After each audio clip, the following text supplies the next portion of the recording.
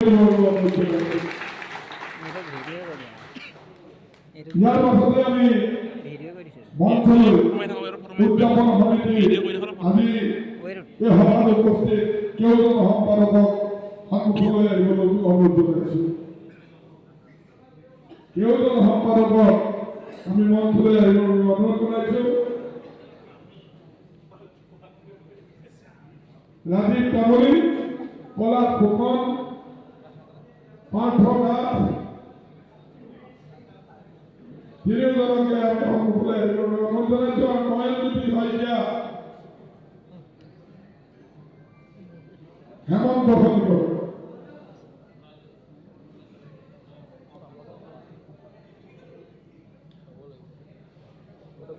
আমি হেমন্ত খনিকৰকো মঞ্চলৈ আহিবলৈ অনুৰোধ জনাইছো।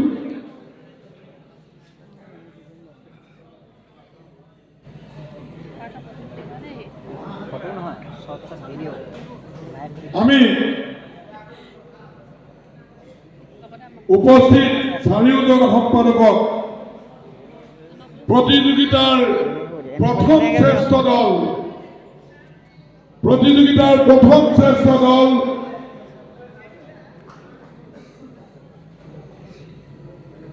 কেন্দ্ৰীয় সাংস্কৃতিক যুৱ সংঘ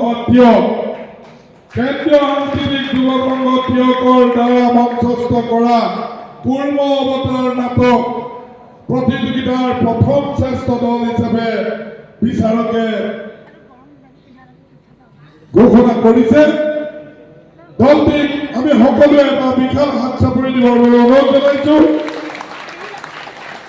প্ৰতিযোগিতাৰ প্ৰথম শ্ৰেষ্ঠ দলৰ পুৰস্কাৰ লাভ কৰা দলৰ দলপতিক আমাৰ উপস্থিত চাৰিজন সম্পাদকক বঁটা প্ৰদান কৰিবৰ বাবে অনুৰোধ জনালো। এটি স্মাৰক, এখনি গামোচা, প্ৰশংসা পত্ৰ আৰু নগদ ধনেৰে